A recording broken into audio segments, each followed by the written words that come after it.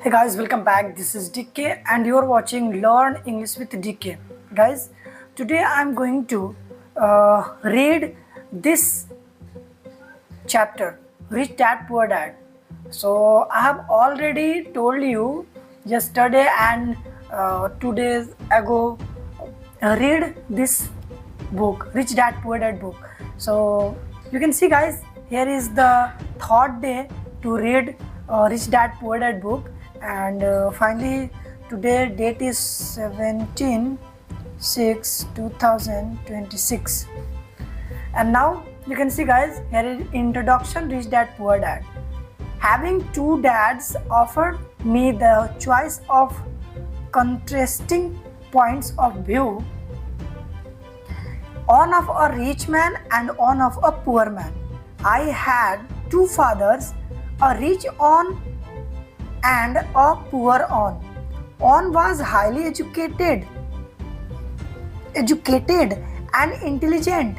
He had a PhD and completed 4 years of undergraduate work in less than 2 years. He then went on to Stanford University, the University of Chicago, and Northwestern University to do his advanced studies, all on full financial scholarships. The other father never finished the 8th grade. Both men were successful in their career, working hard all their lives. Both earned substantial income, yet one always struggled financially. The other would become one of the rich man in Hawaii.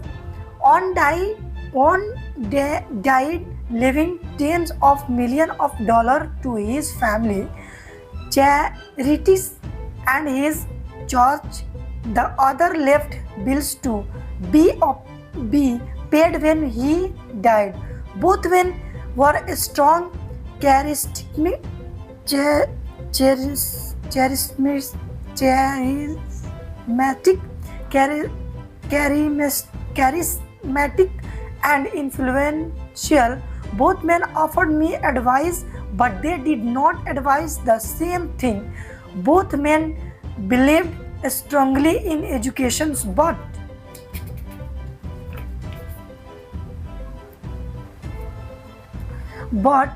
did not recommended the same course of study. If I had only one dad, I would have had to accept or reject his advice.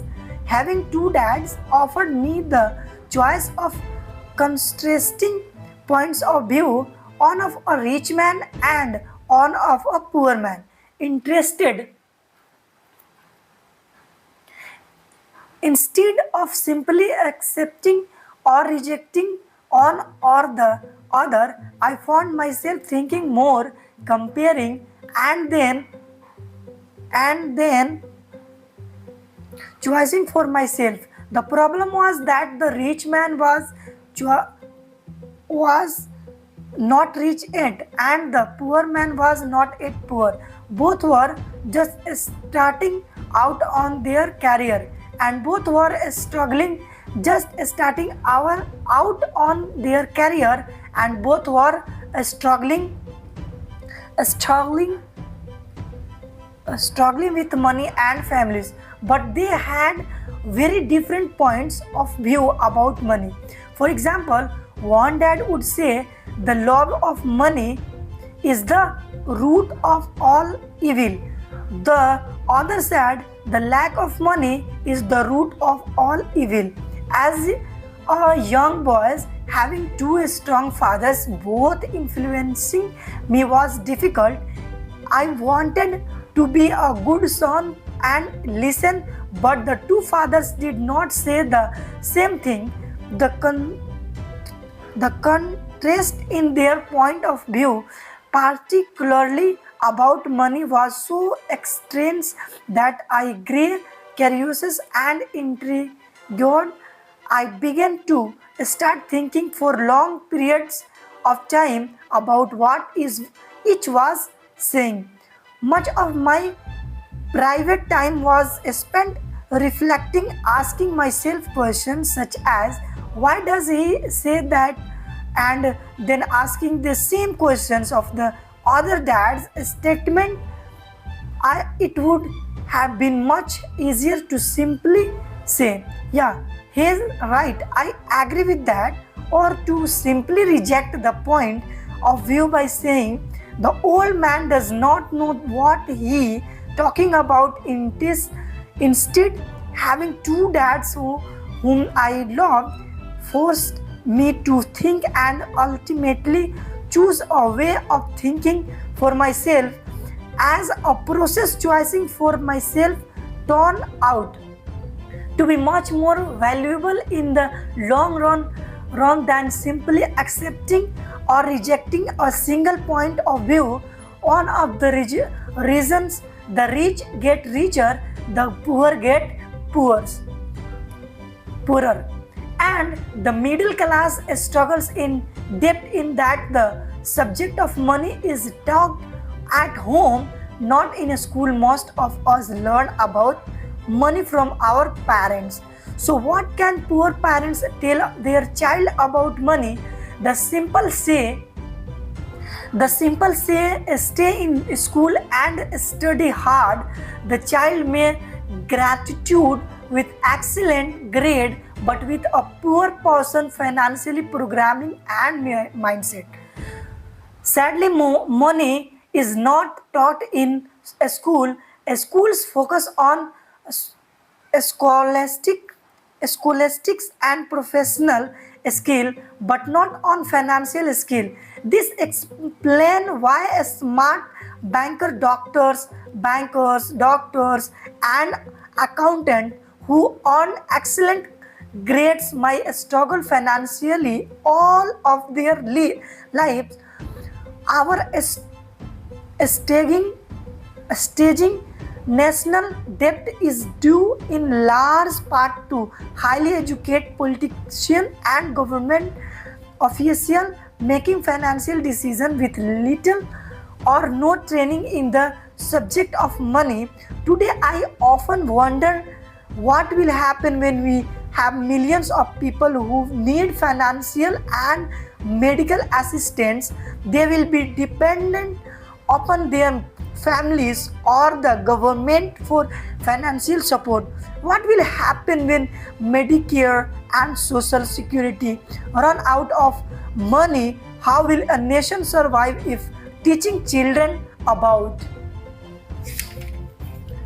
money continue to be left to parents? Most upward will be or already are poor. Because I had two influential father, I learned from both of them. I had two influencing. I have various. I had sorry. Return after read. Money continue to be or left to parents, most of whom will be or already are poor. Because I had two influential father, I learned from both of them. I had to think about each dad's advice, and in doing so, I gained a valuable insight into the poor and effect of one's thoughts on one's lives. For example, one dad had a habit of saying, I can't afford it. The other dad forbade those words to be used. He insisted. I asked, how can I afford? One is a statement and the other is a question. One lets you off the hook and the other forces you to think. My soon to be rich dad would explain that by automatically saying the words, I can't afford it, your brain stops working. By asking the questions, how can I brain stops working by asking the questions, how can I afford it? Your brain is put to work. He did not mean that you should buy everything you want. He was fanatical. He was fanatical about exercising your mind, the most powerful computer in the world. He had say, my brain gets stronger every day because I exercise it. The stronger it gets, the more money I can make. He believed that automatically saying I can't afford it, it was a sign of mental laziness. I thought both dads worked hard. I noticed that dad had a habit of putting his brain to sleep when it came to finance, and the other had a habit of exercising his brain. The long-term result was that one dad grew stronger financially and the other grew weaker. It is not much different from a person who goes to the gym to exercise on a regular basis versus someone who sits on the couch with watching televisions. Proper physical exercising increasing your chances for health, and proper mental exercise increase your chance for wealth. So bye bye, take care guys. Thanks for watching. Tomorrow I will be reading starting there here. So now mention here tomorrow and fold one page. That is the help of remember कि tomorrow will be starting reading here. So thanks for watching. Bye bye, take care guys.